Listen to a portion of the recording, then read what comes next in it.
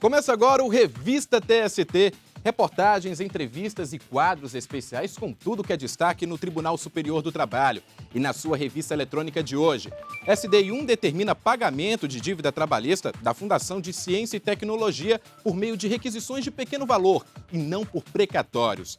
Adestrador de cavalos que fraturou a perna ao ser atingido por coice de égua vai ser indenizado. Ato contra o trabalho escravo é realizado no TST e homenageia auditores fiscais do trabalho assassinados enquanto tentavam libertar trabalhadores. E uma entrevista com um ativista indiano e vencedor do Nobel da Paz, Kailash Satyarthi. Ele fala sobre a luta contra o trabalho infantil. Tudo isso e muito mais, o Revista TST está no ar.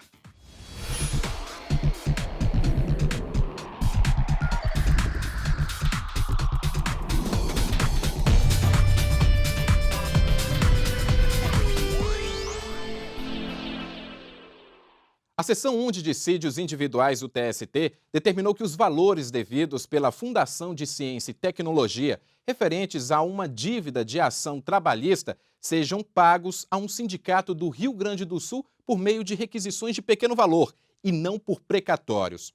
O caso foi bastante discutido pelos ministros. Veja como foi o julgamento.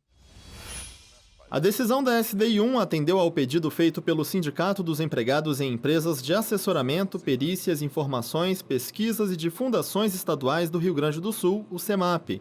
O sindicato moveu a ação trabalhista contra a Fundação de Ciência e Tecnologia como representante de um grupo de trabalhadores. A reclamação foi ajuizada após atraso no pagamento dos salários. O sindicato recorreu à SDI1 por conta da fase de execução da sentença, que é a última etapa do processo, quando a dívida trabalhista deve ser paga.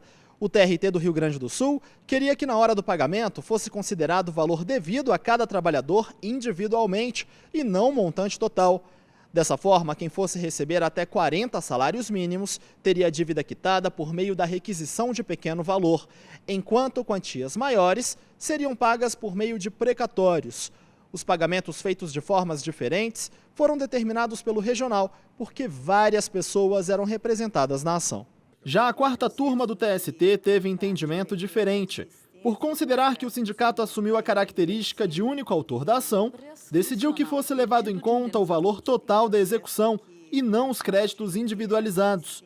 Mas, na SDI1, o relator do caso, o ministro Márcio Eurico Vitral Amaro, destacou que o fato de a reclamação trabalhista ter sido ajuizada pelo sindicato não afasta a existência de créditos individuais. Desde 2007, esta Corte definiu que, para se determinar a execução precatória ou requisição de pequeno valor, tem que se aferir o crédito de cada reclamante, nos casos de reclamação plurima, nos termos da OJ 9 do Tribunal Pleno, e estou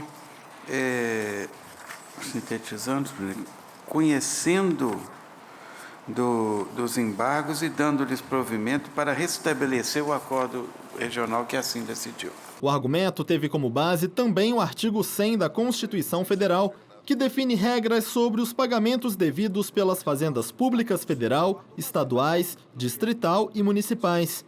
No entanto, o ministro Valmir Oliveira da Costa abriu divergência. Não considero plausível esse fracionamento, porque, de certo modo, isso esvaziaria o princípio da execução coletiva e do processo coletivo ou da própria substituição processual.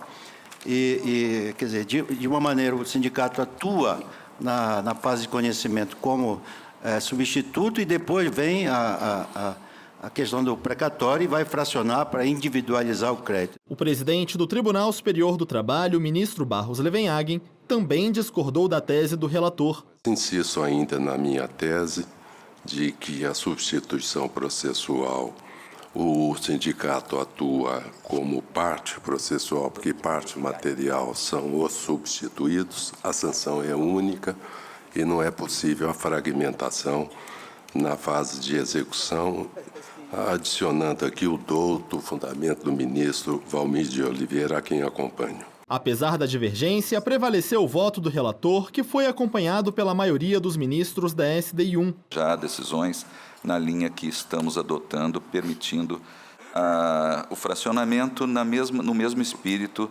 dos processos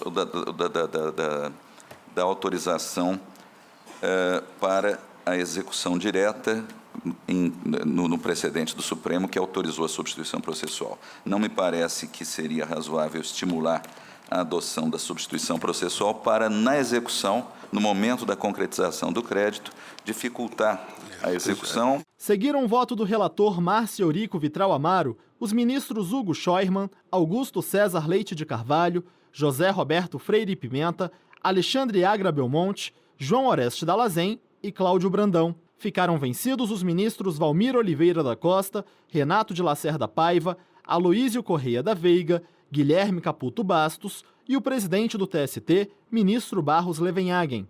Com a decisão da SDI1, o acórdão regional foi restabelecido e a Fundação de Ciência e Tecnologia deverá pagar a dívida devida ao Sindicato dos Trabalhadores do Rio Grande do Sul por meio de requisições de pequeno valor, no caso dos trabalhadores que tiverem a receber valores até 40 salários mínimos ou renunciarem às quantias que excederem esse valor.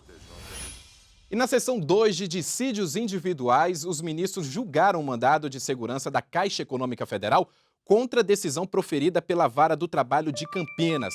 A repórter Luana Carvalho acompanhou o caso e tem os detalhes pra gente. Olá, Luana. Olá, Rafael. No processo encaminhado à Vara do Trabalho de Campinas, o bancário reivindicava melhores condições de trabalho. Mas com receio de o banco tomar alguma medida antes da decisão final da Justiça, o bancário solicitou no processo a tutela inibitória, que nada mais é do que uma proteção ao empregado, ou seja, impedir que o banco não alterasse a remuneração, a função para um cargo inferior ou transferisse ele de agência por causa da ação trabalhista. É com você, Rafael. Obrigado, Luana. E confira agora a reportagem completa sobre esse caso.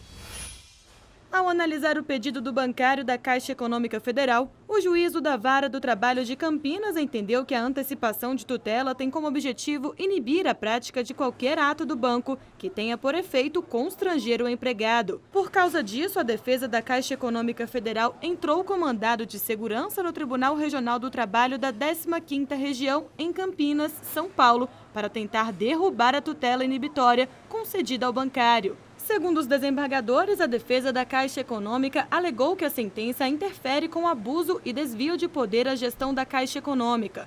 Com o pedido também negado em segunda instância, a defesa do banco encaminhou recurso ao TST. O relator do caso na SDI2, ministro Emanuel Pereira, não identificou indício que o banco promovia retaliação. Não visualizando, no presente momento, qualquer indício de possível discriminação ou retaliação por parte da impetrante, eu entendo, data vênia, que a concessão da liminar não observou os requisitos do artigo 273 do CPC, razão pela qual a concessão da segurança é medida que se impõe. O artigo 273 do Código de Processo Civil citado pelos ministros ressalta que o juiz pode, a pedido de uma das partes, antecipar os efeitos da tutela se houver verossimilhança da alegação, caso exista prova inequívoca. O ministro Vieira de Mello Filho foi contrário ao voto do relator. De acordo com o ministro, a decisão do juízo de primeiro grau em conceder a tutela inibitória foi baseada em outras sentenças. A existência de situações correlatas e em demandas outras sinalizam a reiteração da demandada, ora impetrante recorrente, na retaliação ao empregado que é juiz de reclamação, justificando, a meu juízo, a concessão da tutela inibitória. No caso, o que o juiz demonstrou é o seguinte: a prática ocorre. Em ocorrendo, eu asseguro o resultado do processo e, por isso, concedo a tutela. De acordo com o ministro, não é possível assimilar este caso com outros 3 processos sobre retaliação do banco em trâmite na Justiça Trabalhista. Não há como concluir que os 3 casos ocorridos nos estados do Rio Grande do Sul e do Paraná vão se repetir no estado de São Paulo.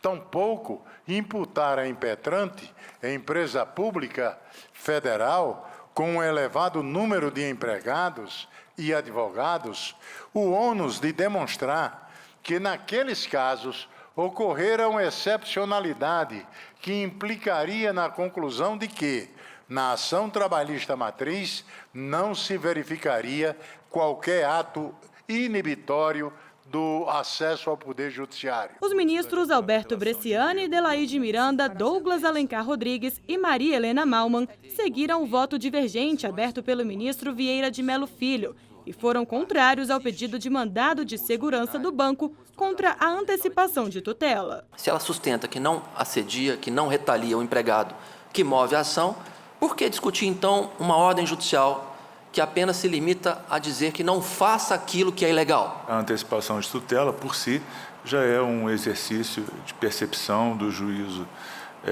de primeiro grau e uma percepção de verossimilhança e não de certeza, porque o provimento pode ser naturalmente modificado até a aprovação da sentença de acordo com o que acontecer no processo. Assim, por maioria dos votos, a SDI2, ao negar o mandado de segurança da Caixa Econômica Federal, concluiu que a tutela inibitória foi concedida pelo juiz para evitar que práticas de retaliação do banco prejudiquem o empregado e atrapalhem o andamento do processo. E no nosso site, tst.jus.br/sessões ao vivo, você pode acompanhar todas as sessões do TST. A transmissão dos julgamentos da Seção 2 de dissídios individuais ocorre às terças-feiras, das turmas às quartas-feiras e da Seção 1 de dissídios individuais, responsável por uniformizar a jurisprudência trabalhista, às quintas-feiras. As sessões são transmitidas em tempo real a partir das 9 horas da manhã. E daqui a pouco, ato contra o trabalho escravo é realizado no TST.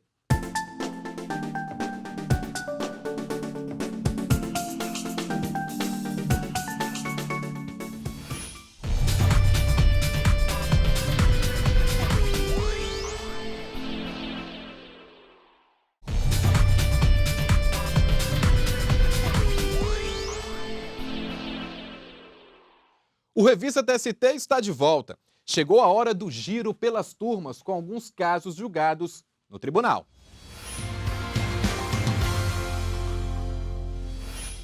A gente começa o nosso giro pela terceira turma do TST.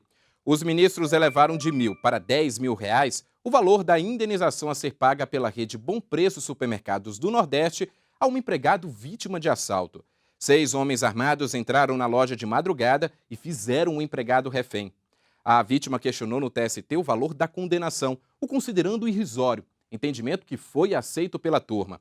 Para os ministros, o TRT não observou os critérios de proporcionalidade e razoabilidade, já que não foi levado em conta o fato de a empresa ser de grande porte e não ter adotado normas cabíveis de segurança. A turma observou ainda que, além do abalo psicológico, o trabalhador foi agredido fisicamente, caracterizando-se o dano moral e não simples aborrecimento. A sétima turma condenou a fábrica Cristal Pigmentos do Brasil, na Bahia, a pagar a um empregado as verbas trabalhistas acumuladas durante os 11 meses em que ele ficou afastado por motivo de saúde e sem receber o benefício previdenciário.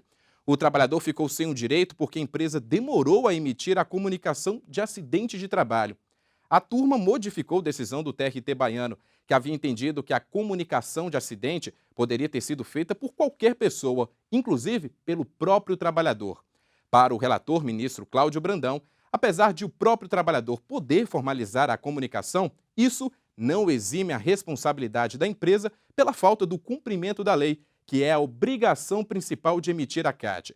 Se por conta disso o empregado ficou privado de seu sustento, a empresa deve ser responsabilizada por negligência, segundo os ministros.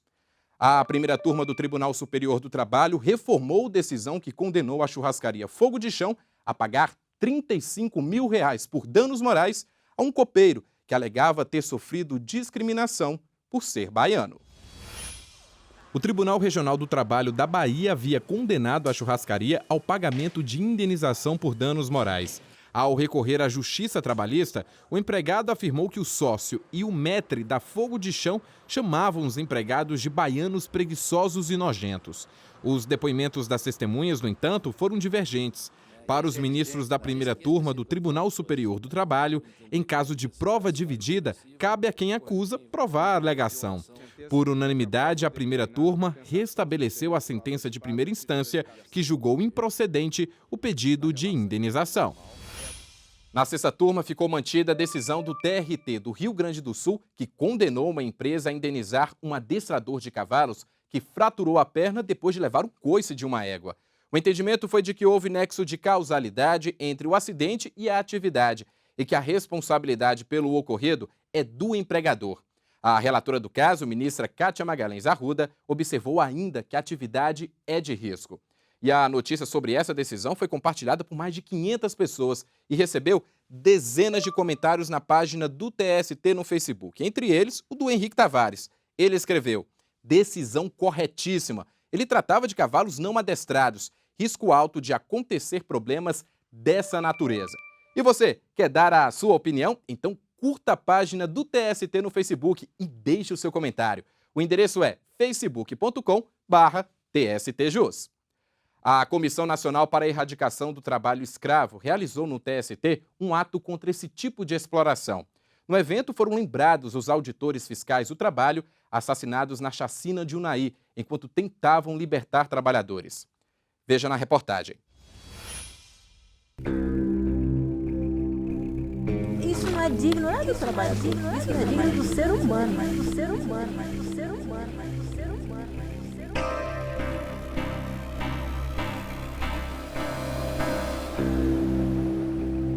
Na luta pela sobrevivência de norte a sul do Brasil, trabalhadores são submetidos a condições desumanas.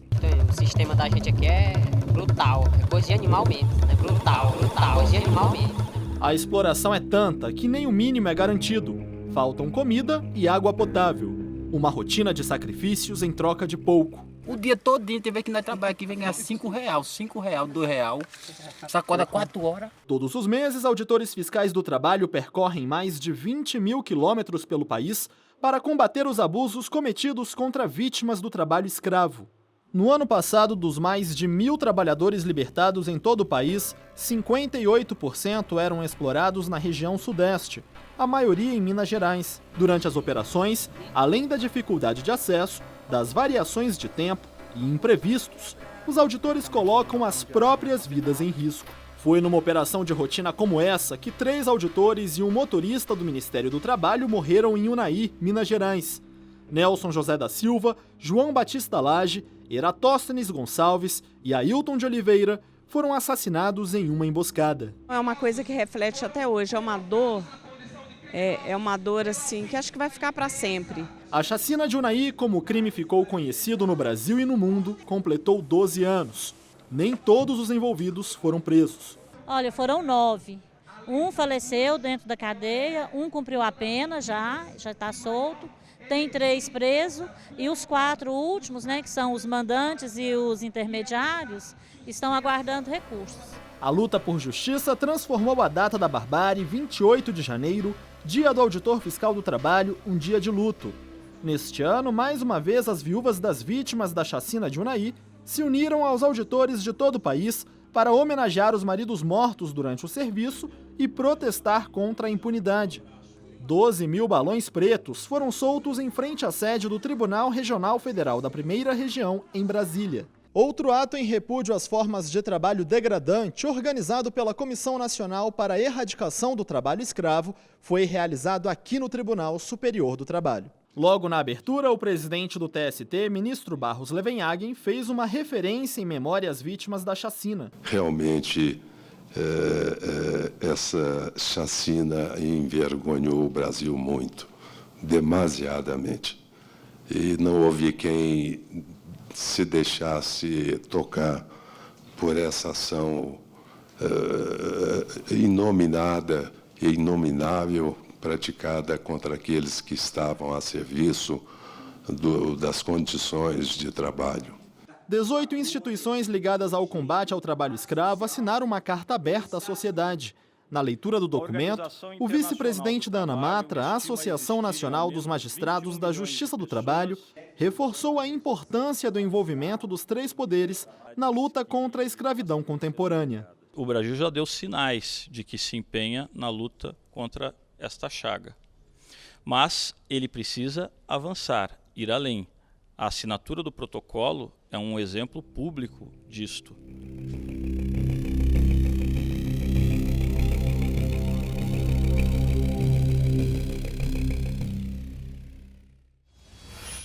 No próximo bloco, uma entrevista com um ativista indiano e vencedor do Nobel da Paz, Kailash Satyarthi. Ele fala sobre a luta contra o trabalho infantil.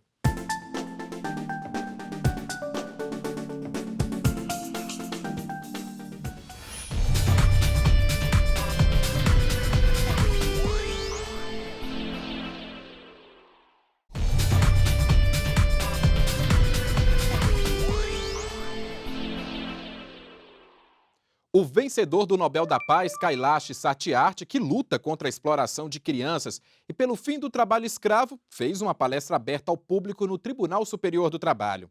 Esta foi a segunda vez que o Nobel da Paz veio ao TST. Ministros, servidores e convidados participaram da palestra. Acompanhe. Gestores regionais do Programa de Combate ao Trabalho Infantil da Justiça do Trabalho, parceiros do programa e servidores do TST fizeram questão de ouvir as palavras do ativista indiano que ganhou o Prêmio Nobel da Paz em 2014 por defender o fim da exploração da mão de obra de crianças e adolescentes. Defensor da infância, Kailash Satyarthi propôs uma reflexão aprofundada sobre as consequências do trabalho precoce. Também falou sobre os avanços que tem constatado desde que começou a atuar no movimento global contra a escravidão e o trabalho infantil há 35 anos. De lá para cá, o ativista liderou o resgate de aproximadamente 80 mil crianças. Quando eu liberto uma criança, eu sinto que eu liberto a mim mesmo. Sou grato a elas. Kailash destacou ainda a importância da mobilização em todo o mundo para evitar qualquer retrocesso. Você pode ser um agente de mudança expressando a sua condição de fazer essas coisas acontecerem também e chamar a mídia nessa direção. Então você pode usar as mídias sociais, você pode twittar, pode usar o Facebook, pode compartilhar mensagens e ser um agente de mudança. O ativista indiano foi homenageado com uma medalha comemorativa da Campanha Nacional de Combate ao Trabalho Infantil da Justiça do Trabalho. Em retribuição, Kailash Satyarthi presenteou o presidente do TST, ministro Barros Levenhagen, e a coordenadora do programa, a ministra Kátia Magalhães Arruda, com um bottom representativo da luta contra o trabalho infantil. Isso é muito significativo porque é uma pessoa conhecida mundialmente, dedicou-se quase toda a sua vida ao trabalho, ao combate ao trabalho infantil, ao trabalho forçado. A participação do Dr. Kailash vai dar uma projeção muito grande para esse programa nosso. O evento, que marcou o encerramento da campanha veiculada nas principais emissoras de rádio e televisão, contou ainda com a presença do presidente da ABERT, que destacou o sucesso da exibição das peças publicitárias que foram ao ar durante 2 meses. Mais de 100 milhões de pessoas certamente foram impactadas pelo volume das redes e das emissoras de rádio e televisão que exibiram toda essa campanha nesses últimos 60 dias. Apesar do fim da campanha Trabalho Infantil, você não vê, mas existe, a ministra Kátia Magalhães Arruda ressalta que essa foi apenas uma etapa do trabalho desenvolvido pela Justiça Trabalhista no combate a esse tipo de exploração. É uma campanha para a vida. Enquanto existirem crianças trabalhando, sendo exploradas em carvoarias, em lixões, como empregados domésticos, a nossa luta há de continuar. Nós estamos muito felizes com isso e temos certeza que a sociedade brasileira acordará. E a repórter Priscila Peixoto conversou com o ativista Kailash Satyarthi.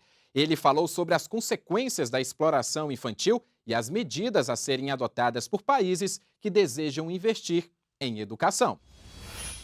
Em sua palestra no TST, o senhor defendeu que é mais rentável investir em educação do que permitir a exploração de crianças para o trabalho.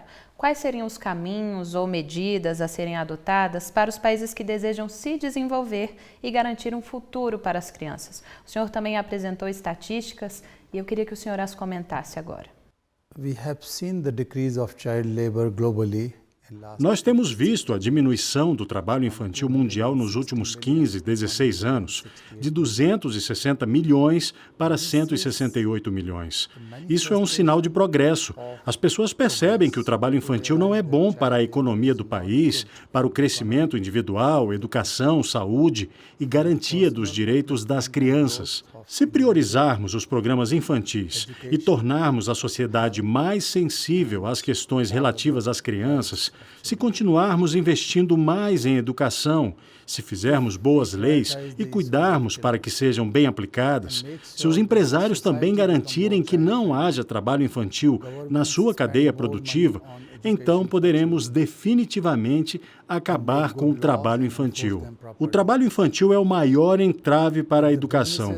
Existem estudos que demonstram que se você investe $1 na erradicação do trabalho infantil, o retorno será 7 vezes maior. Se você investe $1 na educação de uma criança, o retorno será 15 vezes maior. É muito claro que investir em educação é basicamente investir em crescimento, sustentabilidade e desenvolvimento. No Brasil ainda há a crença de que é melhor trabalhar do que estar na rua sujeito à violência ou às drogas, mas muitas pessoas esquecem que há milhares de crianças trabalhando nas ruas estando sujeitas a esses riscos. Então, o que o senhor diria para aqueles que defendem o trabalho na infância? Eles promovem 2 padrões diferentes na sociedade. Para os próprios filhos, eles não pedem que vão para as ruas ou trabalhem em fábricas ou fazendas e garantem que estejam nas melhores escolas. Mas, quando se trata dos filhos dos outros, os filhos de pessoas pobres ou miseráveis, defendem esse argumento de que o trabalho infantil é bom. Isso está errado do ponto de vista moral. A escola é o local mais seguro para as crianças crescerem. É o lugar adequado para que elas abram as mentes e abram as portas da prosperidade e da justiça no futuro. Sempre digo que quando uma criança abre o portão de uma escola, milhões de portas de oportunidades se abrem para ela. Então, nós temos que educar também essas pessoas que defendem que o trabalho infantil é bom para a sociedade. Quais são as consequências na vida adulta de uma pessoa que foi explorada na infância? A primeira coisa é que a criança deixa de ser criança. Ela é forçada a perder a infância, o que significa perder a liberdade, a brincadeira, o riso, o amor. Isso é muito danoso do ponto de vista físico, mental e moral, pois interrompe o ciclo da educação e elimina as chances e as oportunidades futuras, e também atrapalha o crescimento econômico. Consciência coletiva. Todo mundo deve ser sensibilizado e educado para entender que o trabalho infantil é um mal. Por isso, campanhas como a do Tribunal Superior do Trabalho são muito importantes. Sensibilização é a chave para que as pessoas entendam que o trabalho infantil é ruim. Eu acredito e digo que todos podem ser agentes de mudança. Há um agente de mudanças dentro de cada um. Temos que identificar esse agente, esse líder dentro de nós, explorar essa força interior e a compaixão e nos conectarmos a partir disso com o resto das pessoas. Podemos gritar mais alto contra as injustiças com as crianças, usar as mídias sociais, que são mais rápidas, baratas ou gratuitas. Podemos cobrar dos políticos que priorizem as crianças em políticas e programas governamentais e que mais recursos sejam destinados a eles. Isso não tem muito custo. Milhões de pessoas podem colocar o dedo em seus celulares, se conectar à internet e fazer essas exigências aos políticos. O senhor gostaria de deixar alguma mensagem para os brasileiros? Tenho visitado o Brasil nos últimos 20 anos e fico encantado com a energia, entusiasmo, paixão, emoção e idealismo da sociedade e do povo brasileiro. São pessoas puras de coração. Não as poluam. Deixem que permaneçam puras, para si mesmos e para todo mundo. É possível acender a compaixão que existe dentro de nós e utilizá-la para o aprimoramento da sociedade, particularmente para as crianças. Priorizem as crianças. Muito obrigada pela entrevista, pela participação sua nesse programa. Thank you. E chegamos ao fim de mais uma edição do Revista TST. Mas você continua acompanhando as notícias do Tribunal Superior do Trabalho em texto, áudio e vídeo pelo nosso aplicativo. Obrigado pela companhia. Tchau!